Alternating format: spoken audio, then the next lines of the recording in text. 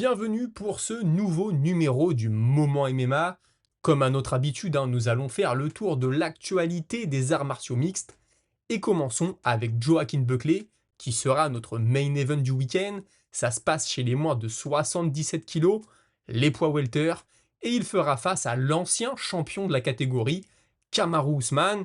Et alors c'est vrai que certains combattants ne sont pas assez sûrs d'eux, ou en tout cas sont trop discrets quand il s'agit de vendre les combats. Je pense notamment à Mario Bautista.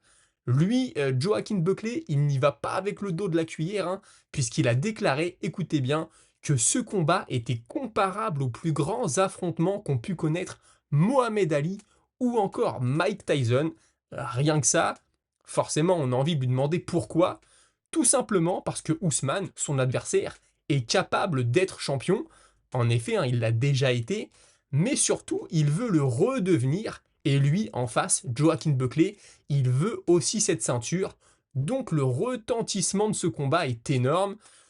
Personnellement, je suis pas sûr d'être convaincu par le raisonnement, mais après tout, on ne pourra pas lui reprocher de ne pas s'être investi dans la promotion de l'événement.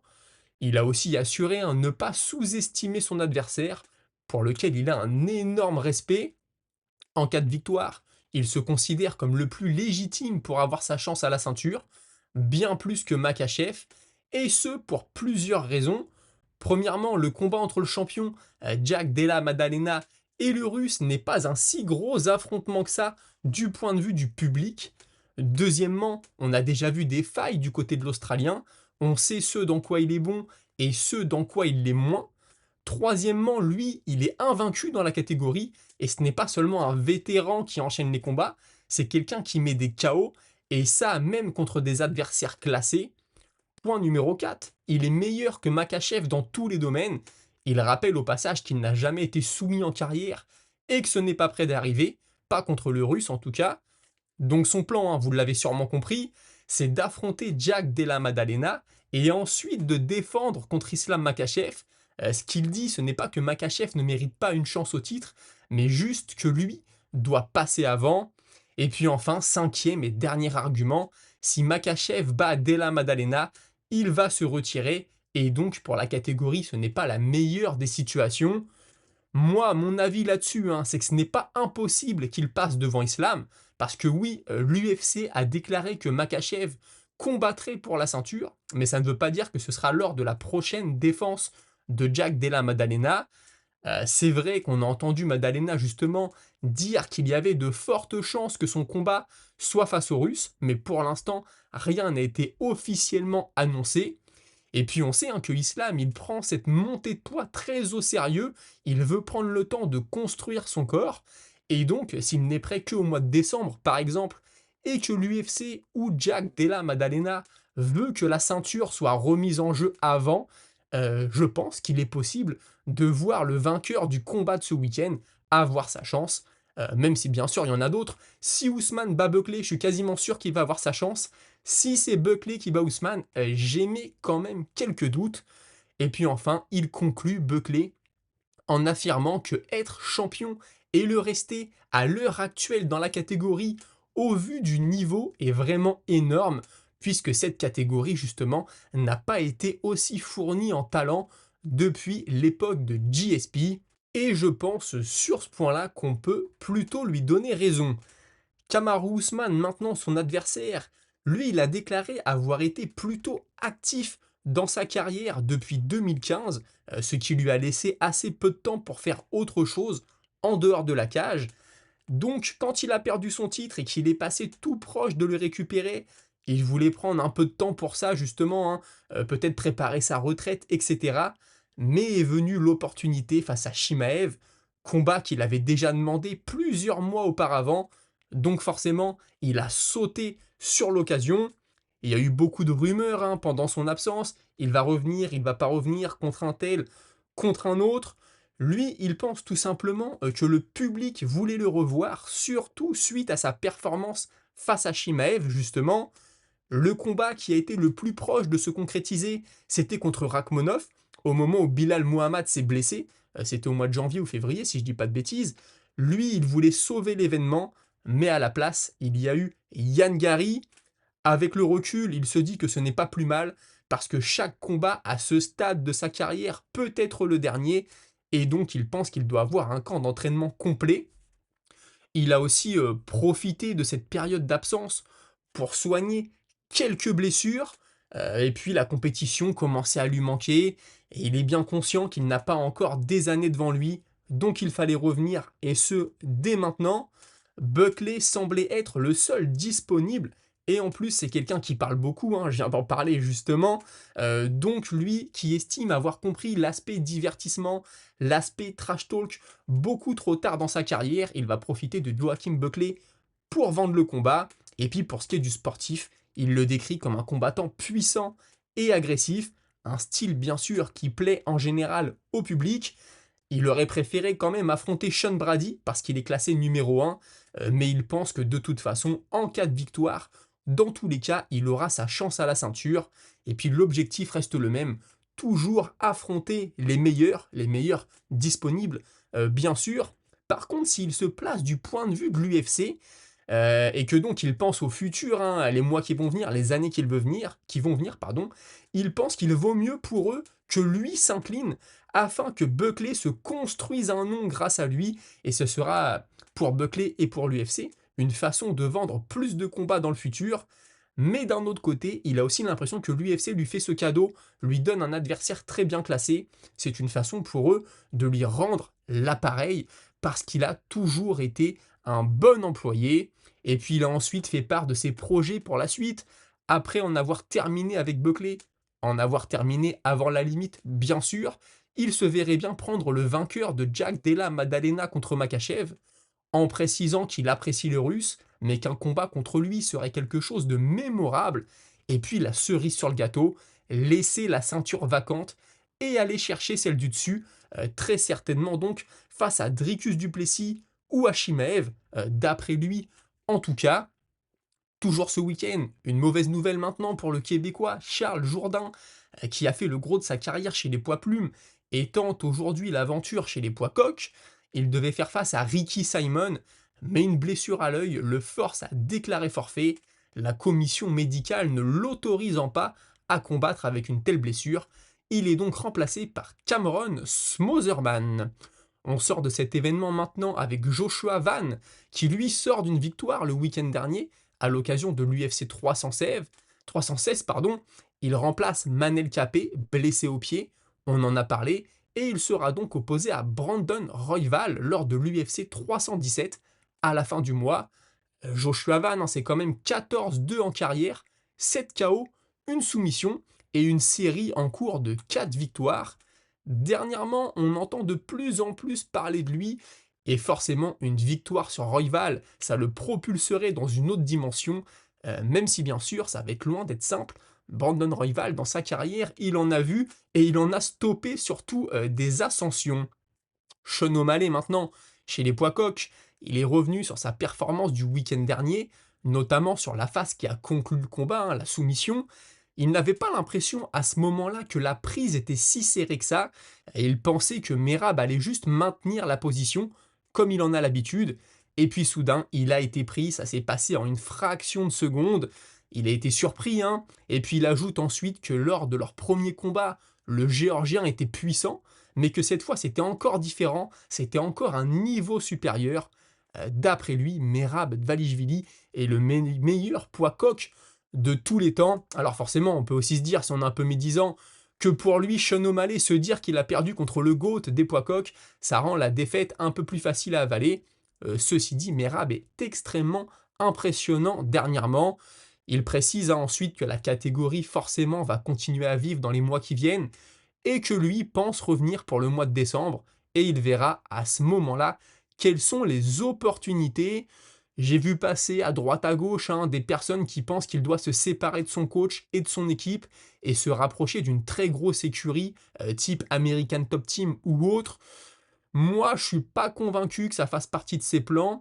Et puis son coach et ami, hein, Tim Welch, a fait une sortie sur les réseaux dans laquelle il explique qu'ils sont partis de zéro, qu'ils étaient fauchés et qu'ils ont réussi en 12 ans, fort d'un palmarès de 22 victoires pour 3 défaites, à se construire une vie de rêve, des maisons, des entreprises, des salles de sport, etc. et que maintenant ils pourraient se retirer, ils ont l'argent, ils ont tout ce qu'il faut, mais que, je cite, «la mission n'est pas terminée». Moi, très clairement, hein, j'ai du mal à le voir redevenir champion. Ce serait énorme dans son cas. J'y crois pas vraiment parce que le niveau d'adversité est énorme et du point de vue des match-ups, je pense que ça va être assez compliqué pour lui, même si bien sûr rien n'est impossible. Et d'ailleurs, on a Chael Sonnen qui pense que O'Malley est la plus grosse star de ce sport aujourd'hui, suivi de près par Alex Pereira. Et pourtant, les deux ne sont plus champions à l'heure actuelle. Assez intéressant. C'est vrai qu'on est face à deux grosses personnalités. Malheureusement, je pense que les deux défaites consécutives de l'Américain vont faire mal. Et puis si Pereira devait revenir face à Ankalaev et de nouveau s'incliner, j'ai bien peur qu'il prenne la même direction, même si bien sûr ça n'enlèvera rien à sa carrière, à leur carrière, hein, à ce qu'ils ont accompli. Mais je pense, hein, qu'à un moment, peu importe la personnalité, et la façon dont tu te vends, dont tu sais te vendre, si tes résultats ne suivent pas, il arrive un moment, hein, où tu perds forcément de ton aura et le public naturellement se désintéresse. Avant de poursuivre les amis, n'hésitez pas à me suivre sur Patreon gratuitement. J'ai posté du contenu exclusif hier et avant-hier. On a parlé de l'Ultimate Fighter, une saison que je prends beaucoup de plaisir à suivre et à vous raconter dans des podcasts sur Patreon. On a aussi parlé du Kab Merab Dvalishvili et de bien d'autres, et puis surtout notre ami du UFC Analyse et Pronostic, les vidéos toutes les semaines sur l'événement qui arrive. N'hésitez pas, foncez, vous y apprendrez beaucoup de choses. Et bien sûr, dans la description, vous avez mon Instagram, mon Twitter, mon TikTok et mon Discord, bien entendu. On parlait d'Alex Pereira, ça tombe très bien. Il a fait une sortie sur Instagram, heureux d'être de retour en camp d'entraînement. Alors est-ce que son prochain combat sera pour la ceinture? Je pense que ça ferait une certaine logique. Quand est-ce que ça va avoir lieu? On n'en sait rien. Surtout que la rumeur dernièrement, c'est que Jiří Procházka aurait sa chance, sa quatrième chance de devenir champion, ou de redevenir champion, face à Ankalaev, puisque Alex Pereira, toujours d'après les rumeurs, ne serait de retour que cet hiver. Ankalaev veut défendre avant ça. Prochaska a déjà fait savoir qu'il serait prêt dès cet été. Donc peut-être le samouraï de retour pour avoir sa chance à la ceinture. Direction maintenant l'État de New York et Stephen Thompson qui s'apprête à affronter Gabriel Bonfim. Bonfim, il est quand même sur un 17-1 en carrière. Et il reçoit l'aide, Stephen Thompson, de son ancien adversaire. Les deux se sont affrontés il y a 10 ans maintenant, quasiment, hein, c'était en 2016, Rory McDonald. À l'époque, c'était le dernier combat de Rory McDonald à l'UFC. Il était ensuite parti au Bellator. Ensuite, Bellator acheté par le PFL, etc. Le combat n'avait pas été génial de mémoire, bien sûr, ça ne vaut pas le Rory McDonald contre Robbie Lawler. Aljamain Sterling maintenant, on est chez les poids coqs, vous le savez, on est chez les poids plumes, pardon. Lui, il a été champion chez les poids coqs, il veut maintenant être champion chez les poids plumes. Ça se passe pas super, hein, il a perdu contre Movsar Evloev, etc. Vous connaissez l'histoire. Il est toujours quand même dans le haut du panier, soyons très honnêtes. Ce qu'il nous apprend, c'est qu'il pourrait tout de suite affronter Jean Silva, mais très honnêtement, il ne veut pas le faire maintenant, il ne veut pas ce genre de problème à ce stade de sa carrière. La sortie m'a fait sourire, hein, c'était lors d'une interview. Maintenant, je pense que dans sa situation, s'il veut arriver à la ceinture, tu t'es cassé les dents sur Movsar Evloev, il va falloir prendre un mec qui est derrière, très certainement un mec qui monte, un mec qui a faim. Jean Silva, si on lui dit tu prends Sterling, je pense qu'il va dire oui. Je ne suis pas convaincu que Aljamain Sterling soit dans une situation qui lui permette de choisir ses adversaires. S'il est dans l'optique, bien sûr, de redevenir champion. S'il veut juste faire des combats pour faire des combats, alors peut-être. Mais là, l'UFC peut lui dire écoute, nous, on a ce gars-là à faire combattre. Si tu veux avoir ta chance à la ceinture un jour, tu l'affrontes. Et là, ce serait un combat très intéressant. On en apprendrait, je pense, pas mal. Encore plus sur Jean Silva. Arman Tsarukyan maintenant, qui souhaite une bonne retraite à Justin Gaethje et le félicite pour sa carrière incroyable. Petit clin d'œil à Gaethje qui a fait savoir via son agent que si son prochain combat n'était pas pour la ceinture, alors il se retirerait. J'ai beaucoup aimé le trait d'humour d'Arman Tsarukyan. Dan Hooker, vous le savez, il a organisé des combats de boxe anglaise dans son jardin, j'en ai parlé. D'ailleurs, sur Patreon, il y a une vidéo, un podcast plutôt, qui est dédié à ça. C'était dans son jardin pour la première édition. Il cherche maintenant un parking ou un entrepôt pour organiser le prochain show, le prochain événement. Très sincèrement, j'avais pris beaucoup de plaisir à regarder. J'ai regardé tout l'événement. Il y avait des beaux chaos, c'est pas long, on s'ennuie pas. Des rounds de 1 minute. De toute façon, un combat, c'est un round de 1 minute. Des mitaines de MMA, pas de limite de poids. Ça se passe en Nouvelle-Zélande. Vous imaginez un peu le profil des mecs qui s'affrontent, hein. C'est du profil Mark Hunt, Tai Tuivasa. J'avais pris beaucoup de plaisir et c'est super rapide. L'événement dure 50 minutes. Si tu passes les intercombats, etc., en 30-35 minutes, c'est bouclé. Donc n'hésitez pas. Annonce de combat, officialisation de combat maintenant. Petroyan 18-5 affrontera Marcus Magui le 26 juillet prochain à Abu Dhabi. Marcus Magui, il est sur un 10-1 en carrière et Petroyan qui s'est fendu d'une petite déclaration sur Sean O'Malley suite à sa défaite. C'est ce qui arrive quand tu possèdes des choses que tu n'as pas méritées. Maintenant de retour dans la queue. Vous le savez, O'Malley avait battu Petroyan, c'était très très serré, beaucoup pensaient que Yann avait remporté le combat. Suite à ça, O'Malley a vu sa chance à la ceinture, il est devenu champion. Petroyan l'a donc en travers de la gorge. Dana White va organiser le combat avec l'aide de l'Arabie Saoudite entre Canelo Alvarez et Crawford. Ça va avoir lieu le 13 septembre prochain et ce sera diffusé sur Netflix. Ça va avoir lieu à Las Vegas. Je pense que ça va être énorme. Espérons que ça ne bug pas sur Netflix, hein. Je sais que le combat Tyson contre Paul, il y a eu des petits soucis. Maintenant, c'est vrai que pour être diffusé, Netflix, c'est quand même pas mal. Le coup de pub est énorme, je pense, pour lancer leur premier show, le premier show de leur collaboration. Dana White, hein, qu'on l'aime ou qu'on ne l'aime pas, on en parlait dans les commentaires l'autre jour. Le business, il n'y a pas à dire, il sait faire. Pour conclure, je voulais rebondir, ouvrir des sujets que je n'ai pas abordés grâce à vos commentaires, hein. N'hésitez pas à commenter, je réponds à tout le monde. Et je vous cite dans l'émission, je commence avec Chacha Delacroix. J'étais pas fan de Merab, mais ces 2 derniers combats commencent à me faire changer d'avis. Il avait encore évolué en striking ce week-end contre O'Malley. C'est impressionnant, je suis d'accord, Merab Dvalishvili devient de plus en plus impressionnant. On prend de plus en plus de plaisir à le voir combattre. Et lui aussi a réussi à se créer un personnage en dehors de l'octogone qui plaît de plus en plus au public et peut-être à Dana White aussi, même si j'ai déjà donné mon avis sur la relation Dana White Merab Dvalishvili dans l'épisode dernier. Et puis tu dis sinon au niveau poids lourd ce serait énorme de voir Ngannou revenir, mais contre Aspinal, ça fera le combat des croque-mitaines de Jones. Bien sûr, Ngannou Aspinal, on achète aussi. Monsieur Ventriloque, personne n'en parle, mais Fares au micro de RMC, Faresiam, pendant le dernier KSW à Lyon, avait dit texto qu'il reviendrait à l'UFC Paris contre un top 10.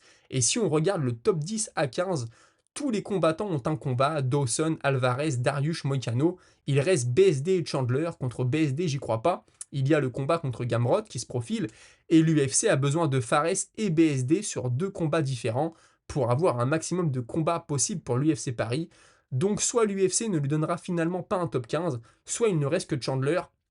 Je sais pas ce que ça va donner pour Ziam. Je suis pas très confiant pour son top 10, top 15. Très honnêtement, j'ai bien peur que son prochain combat soit contre quelqu'un de non classé, même si je n'en sais rien, bien sûr. Les amis, merci d'avoir suivi. Suivez-moi sur toutes les autres plateformes. Demain, je pense que ce sera du exclusif Patreon seulement à podcast. Tout ça reste à affiner, bien sûr. Merci de m'avoir suivi. On se retrouve très prochainement pour une nouvelle émission dédiée à l'actualité du MMA. D'ici là, portez-vous tous très bien. Salut.